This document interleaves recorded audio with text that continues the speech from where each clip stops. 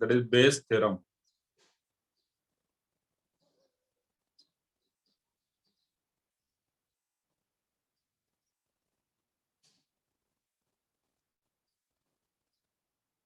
So yesterday we was in conditional probability. Okay. From today we are starting Bayes theorem. So Bayes theorem is if B1, B2, B3 up to Bn are set of n mutually exclusive and exhaustive events. So there are n number of sets, and all these sets are what? They are mutually exclusive as well as exhaustive. Now, what do you mean by mutually exclusive? Nothing is common between them. That is mutually exclusive. And exhaustive means comprising of all these events or sets will get a sample space. ठीक है, सबको अगर एक साथ हम मिला देते हैं तो आपका sample space बन जाएगा. So they are called as exhaustive events. And if A is any arbitrary event defined on the same sample space with PA not equal to 0, then the probability of event BI when the event A has actually occurred is given by P BI conditional A. And this is the formula.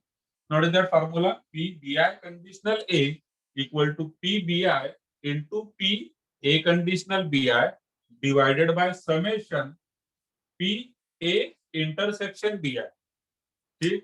Now this can be also written as P numerator same रहेगा P BI into P A conditional BI divided by summation P BI into P A conditional BI.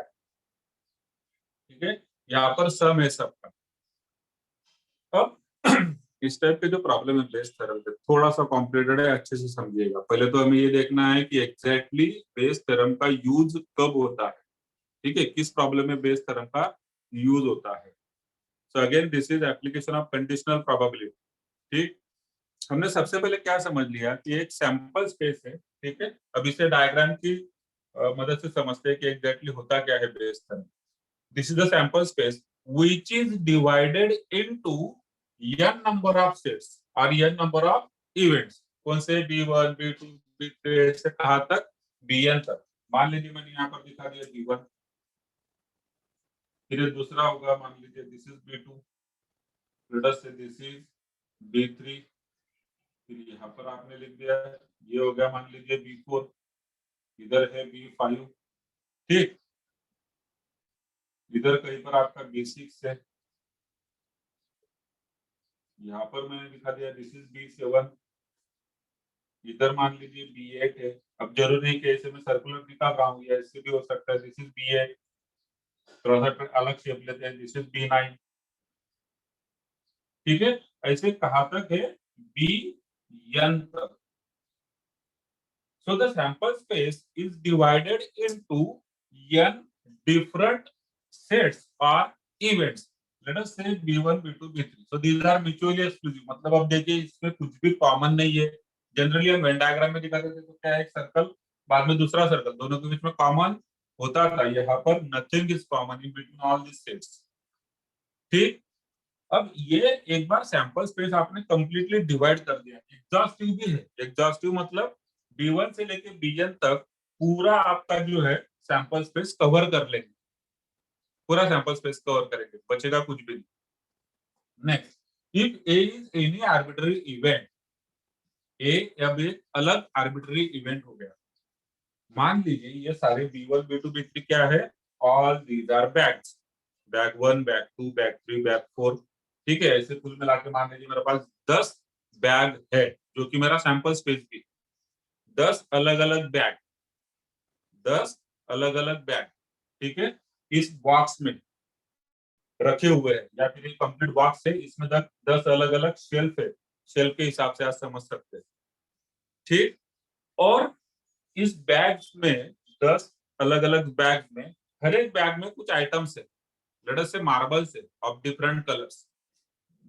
मतलब bag 1 में भी कुछ marble black है, बाकी अलग अलग colour के. फिर बैग 5 में भी कुछ ब्लैक है, बाकी अलग अलग कलर के. बैग 7 में भी कुछ ब्लैक है, बाकी सब अलग अलग कलर के. तो एक इवेंट ऐसा हो गया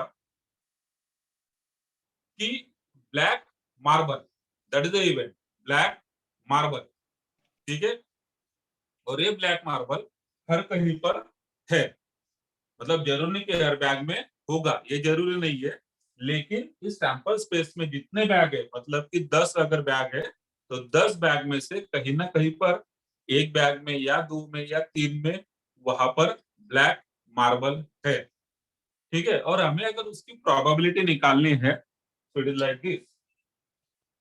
यहाँ पर मान लीजिए कहीं पर ये जो मैंने दिखाया, this is event A, this is event A, जिसकी हम बात कर रहे हैं आगे। if A is an arbitrary event defined on the same sample space such that PA not equal to 0, PA 0 नहीं है, मतलब इसकी A की अपनी कुछ प्रोबेबिलिटी है। क्लियर? तो अब इस केस में देखिए, पहले तो सबसे पहले अच्छे समझा, सबसे पहले हमने क्या किया कि जो सैंपल स्पेस है उसमें B1 से लेके Bn तक, आप एग्जांपल के तौर पर समझ सकते हैं B10 तक 10 अलग अलग पार्ट्स है। ठीक, इस हर एक पार्ट में या फिर इस हर एक बैग में सब marbles are there of different colours.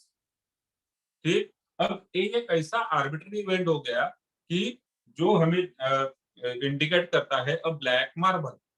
अब ब्लैक मार्बल कहाँ पर होगा, तो देखिए आप B3 में भी है, B4 में है, B5 में है, B7 में है। इधर अगर मैं इसे B10 मानता हूँ तो B10 में भी है, B9 में भी है, B8 में भी है। लेकिन आप देखेंगे इधर B1 में नहीं है, B2 में नहीं है, या फिर B6 में नहीं है। तो ये ब्लैक मार्बल का हमने यहाँ पर स्पेस दिखा दिया। अब इसकी प्रोबेबिलिटी तो अलग अलग तरीके से देखी जाती है। ठीक है, कंडीशनल प्रोबेबिलिटी दो अलग अलग तरीके से देखी जाती है, हम दो अलग अलग तरीके से इसे समझते हैं। जब मैं बात करूंगा P A conditional B I, ठीक है, मैं बात करता हूँ P A conditional B I, B I मतलब I is varying from 1 to n। तो अगर हम बात करें कि P A conditional B one, P A conditional B one, तो इसका मतलब क्या हुआ कि मैंने बैग वन सिलेक्ट ऑलरेडी हो चुका है, तो उसमें प्रोबेबिलिटी ऑफ ए कितना है, ऑब्वियसली उसमें प्रोबेबिलिटी ऑफ ए 0 होगा। क्यों? क्योंकि बैग वन में ए है ही नहीं। ठीक, तो यहाँ पर P A conditional B one ये 0 हो गया, फिर A P A conditional B two ये भी 0 होगा, क्योंकि बी टू में भी इवेंट ए आकर नहीं होता है। P A conditional B six ये भी 0 होगा, लेकिन P A conditional B five B seven B four B three इनकी अपनी कुछ वैल्यू होगी, इनकी अपनी कुछ वैल्यू होगी। ठीक है, तो ये तो हमने देखा ए कंडीशनल बी आर, मतलब A conditional B one, A conditional B two, A conditional B three, अलग अलग। ठीक, अब हम बात करते हैं कि B I conditional A, P B I conditional A. अब इसका मीनिंग क्या हुआ, इसमें और इसमें क्या डिफरेंस? यहाँ पर हम क्या स्टडी कर रहे थे कि अगर मैं बैग वन सिलेक्ट ऑलरेडी है, मतलब यहाँ पर बैग ऑलरेडी सिलेक्टेड है, अब मुझे प्रोबेबिलिटी निकालनी है कि वो मार्बल रेड है, ब्लैक है या नहीं। और पी बी आई कंडीशनल ए जब हम बात करते हैं, तब इसका मतलब क्या हुआ कि मेरा ब्लैक मार्बल ड्रॉ हो चुका है। अब मुझे ये जानना है कि वो बैग वन में से है या बैग टू में से या बैग थ्री में से। तो ये दोनों अलग अलग चीजें होगी। P B I conditional A अलग है, P A conditional B I अलग है। न्यूमरेटर तो सेम है एज इट इज, डिनोमिनेटर में देखिए P A intersection B I can be written as P B I into P A B I.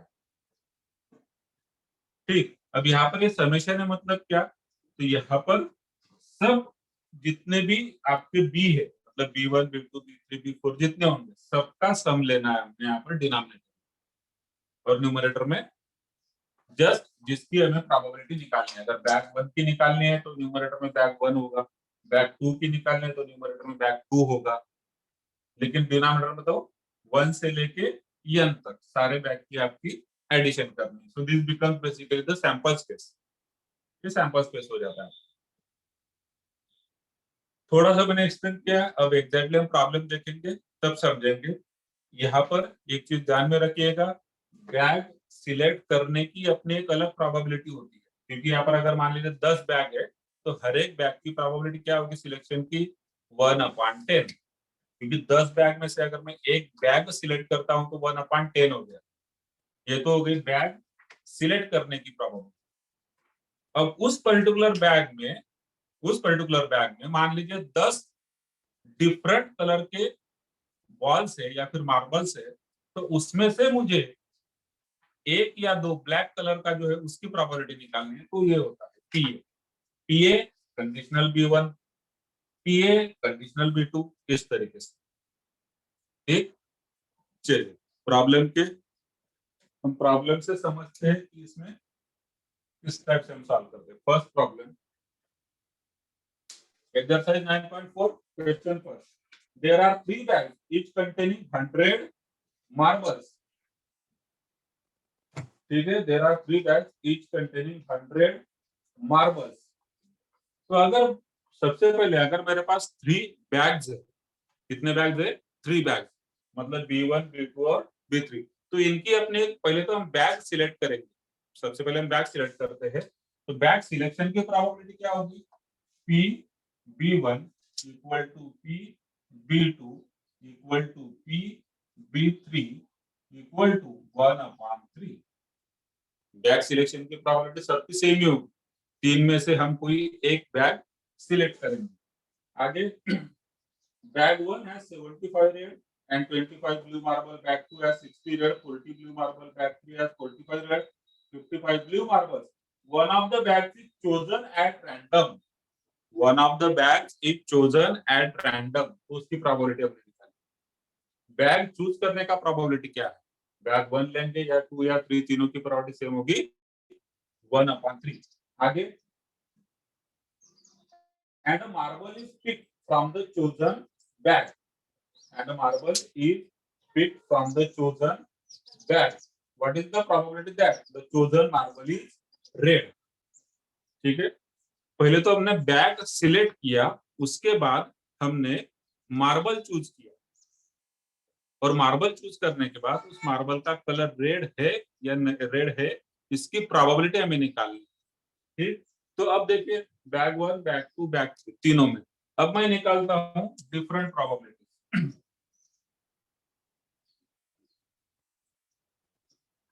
R is the event marble selected is red.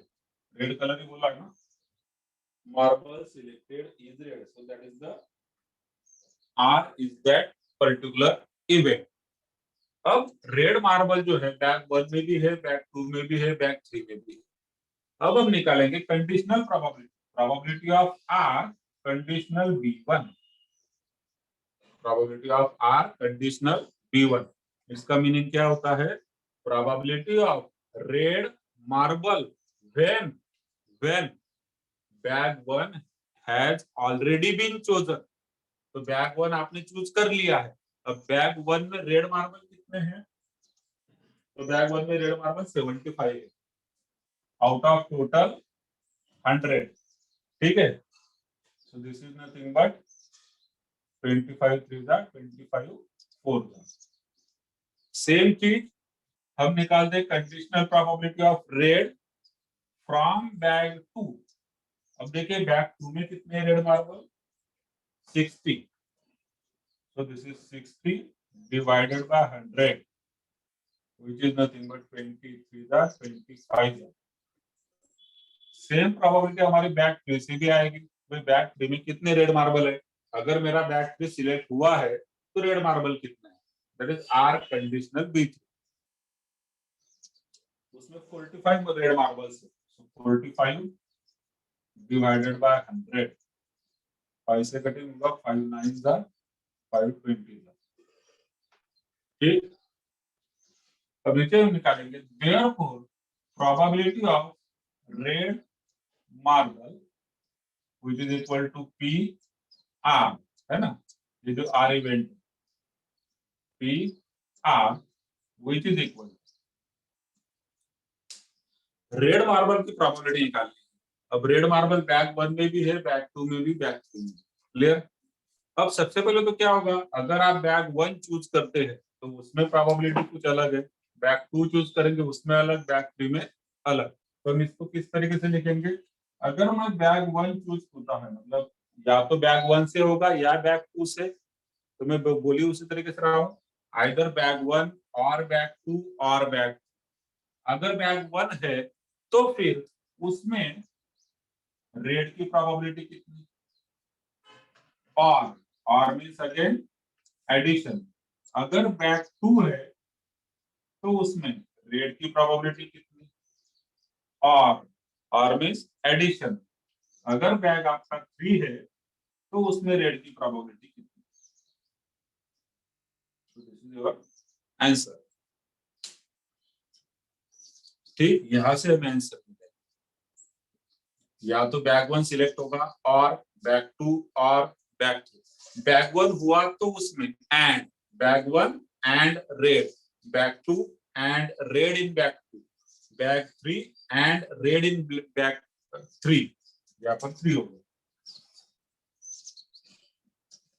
ठीक, अब value हमें डालने हैं, P B1 B2 B3 1/3 है into are B1 3/4 plus 1/3 into दूसरा 3/5 plus 1/3 into तीसरा 9/20। अगर हम 1/3 कॉमन लेते थे तो ब्रैकेट में हो जाएगा 3/4 3/5 9/20। तो इट इज 1/3 इंटू, तीनों का एलसीएम होता है 20। 4 5 जा so 3 5 जा 15, 5 4 जा so 3 4 जा 12, 21 जा so 9 1 जा 9, 1/3 into 36/20। so this is 3 से कट हो गया तो 12/20, 4 से कट हुआ तो 4 3 जा 4 5 जा।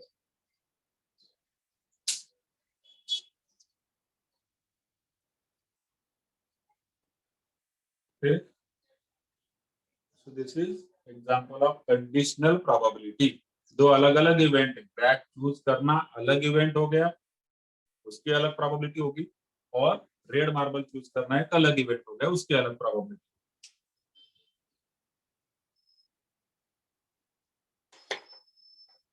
तो किसी को कुछ डाउट है यहाँ तक तो पूछ लीजिए।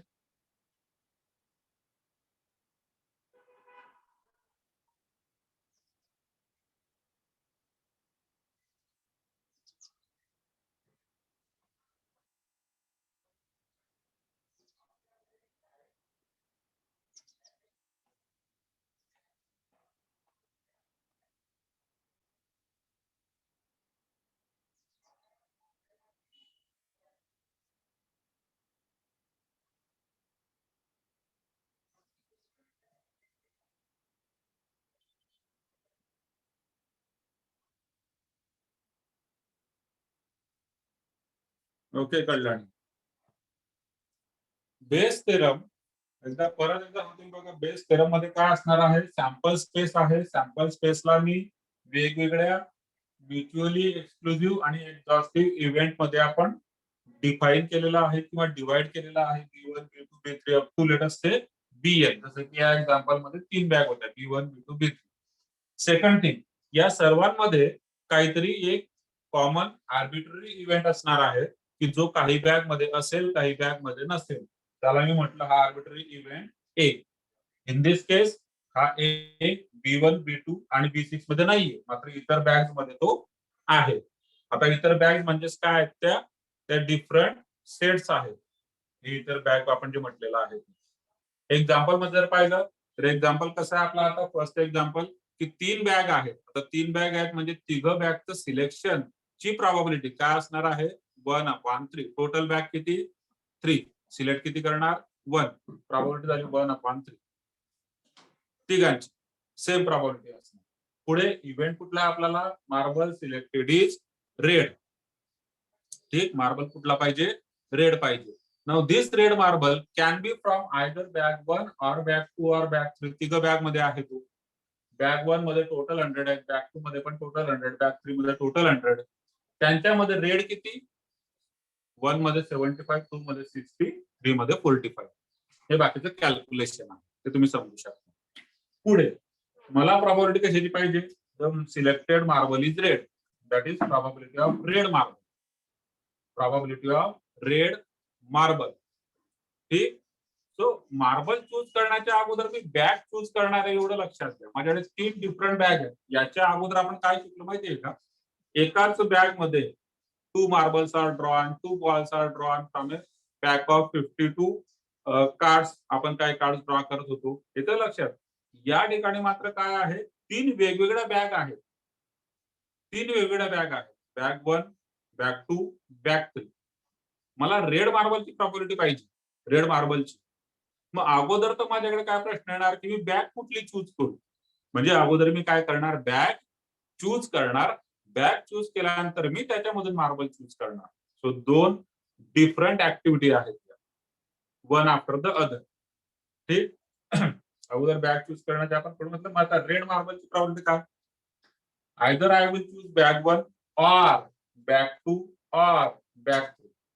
If I am choosing bag 1, then probability of red. If I am choosing bag 2, then probability of red. ठीक आहे. म्हणजे bag 1 and red, bag 2 and red. ते तुम्ही 10th ला कसं करायचं सांग का. 10th ला तुम्ही अशी लिहायची, bag 1 red, bag 2 red, bag 3 red. तिघांमध्ये पाहिजे ना आपल्याला.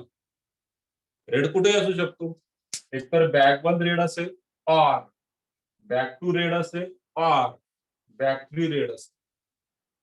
हा त्यांचा फॉर्म्युला झाला त्या पद्धतीने कंडिशनल प्रॉपर्टीचा. आणि पुढे फक्त व्हॅल्यूज आपण पुट केलेले आहेत. ठीक. आता हा फॉर्म्युला तिकडे अप्लाय नाही होणार, हे आपण डायरेक्ट सॉल्व्ह केलं. काही ठिकाणी आपल्याला हा फॉर्म्युला अप्लाय करावा लागेल. कुठलं एक्झाम्पल आहे ते पुढच्या सेकंड किंवा थर्ड एक्झाम्पल आपण बघू, त्याच्यात सॉल्व्ह करूया. Third example.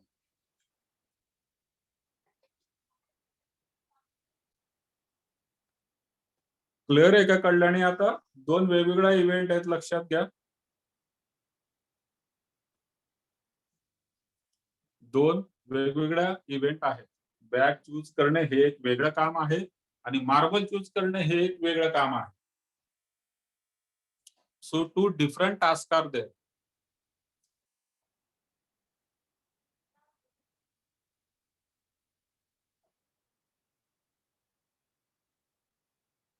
Let us take question third.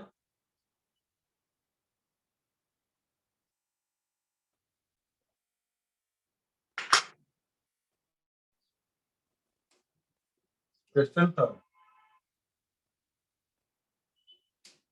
There is a working women's hostel in a town where 75% are from neighboring town, the rest are from the same town. 48% of women who are from same town are graduates. 83% women who have came from neighboring town are also graduates. Find the probability that a woman selected at random is a graduate from the same town.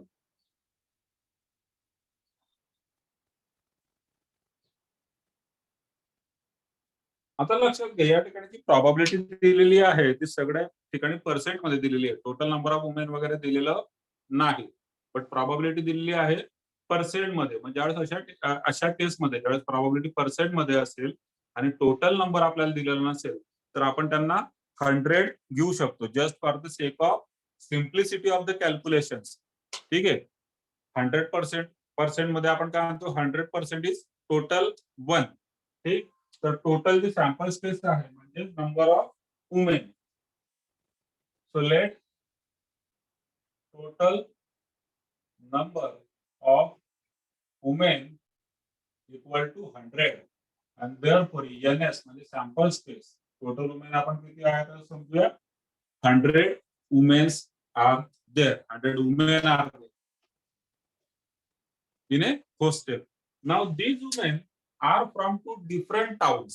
म्हणजे आता question लक्षात घ्या कसं आहे. Basically Jalgaon मध्ये hostel आहे, त्या हॉस्टेलमध्ये 100 वुमेन आहेत.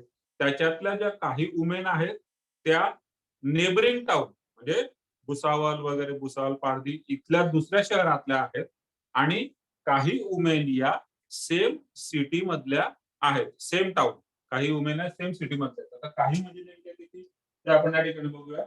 75% are from the neighbouring town. 75% are from neighboring town. The rest are from the same town.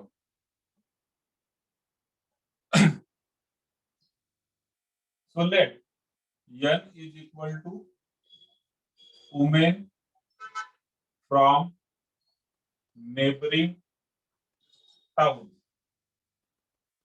ठीक आहे. आणि सेम टाउन मधून काय वुमेन आहेत तर यस, सेम टाउन मध्ये आपण यस घेऊ शकतो, पण यानेच आपण ऑलरेडी यूज केलेला असतो म्हणून या ठिकाणी वेगळा वर्ड घेऊया. त्याने घेतला W. So it is the set of women from same town. So therefore N म्हणजे women from neighbouring town they are 75%. 75%. So out of 100 they must be 75. And NW women from same town. आता बघा rest म्हटलंय त्याने या ठिकाणी काय म्हटलंय rest म्हणजे बाकीच्या ज्या आहेत त्या सेम टाउनच्या आहेत. तर 75 बाहेरगावच्या आहेत, सेम टाउनच्या 25. टोटल 100 आहे. 75 जर नेबरिंग टाउनच्या असतील तर सेम टाउनच्या 25 असतील.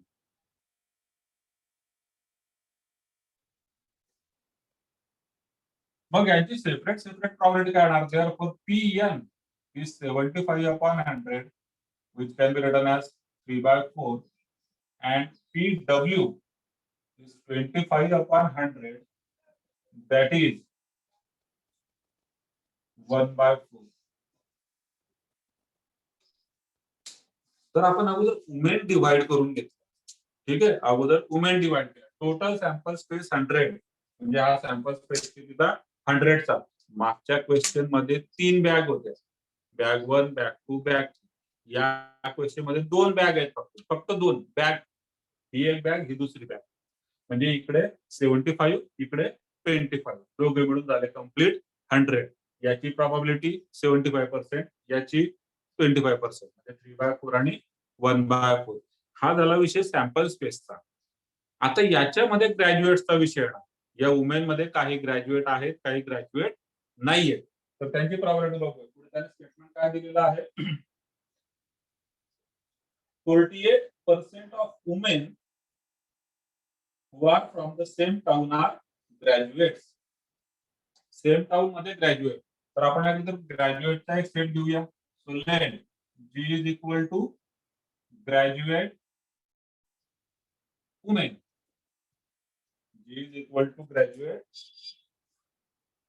women. Then 48% of women who are from the same town are graduate. So therefore, we graduate from the same town. Same town म्हणजे W. They are 48%. 48/100. Similarly, graduate from neighboring town. They are how many?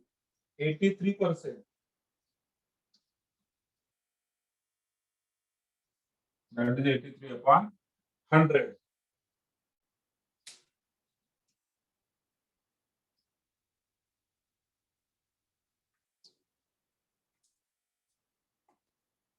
Now last question मध्ये आपण जी probability काढलेली होती, म्हणजे last म्हणजे हा third solve करतोय आपण. फर्स्ट क्वेश्चन मध्ये आपण जी प्रोबॅबिलिटी काढली ती काढलेली होती ओनली ऑफ रेड बॉम्ब, म्हणजे फक्त PR काढली.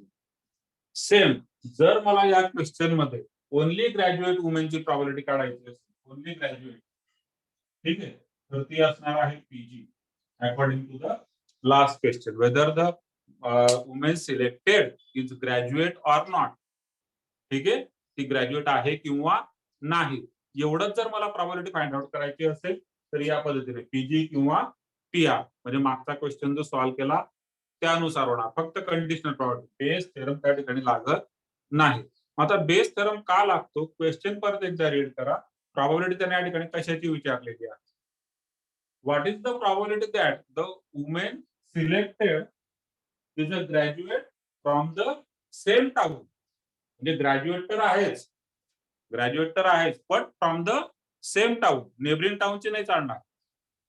Probability of graduate from the same town म्हणजे परत कंडिशनल प्रॉबॅबिलिटी या ठिकाणी आलेली आहे. सो खाली मी लिहिणार therefore by Bayes theorem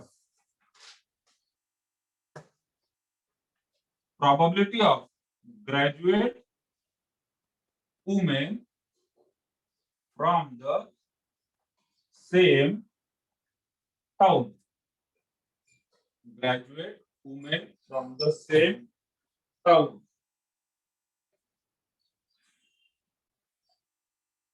Okay? So this is nothing but probability of graduate women from the same town. Clear? आता सेम टाउन म्हणजे काय? सेम टाउन म्हणजे सेट कुठला आहे? डब्ल्यू.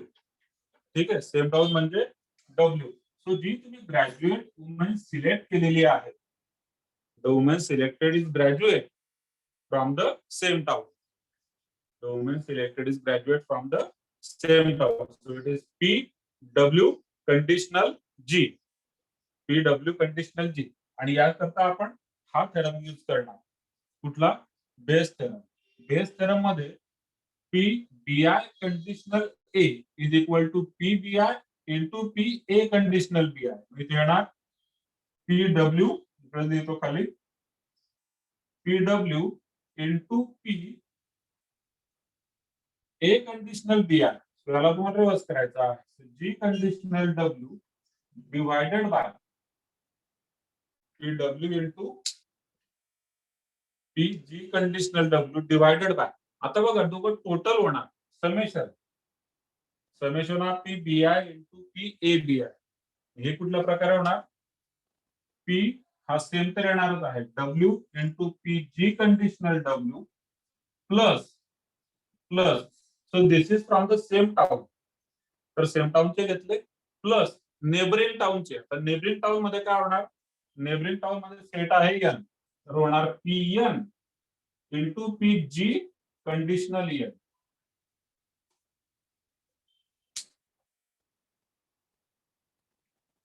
GW आणि WG मध्ये डिफरन्स आहे, लक्षात घ्या.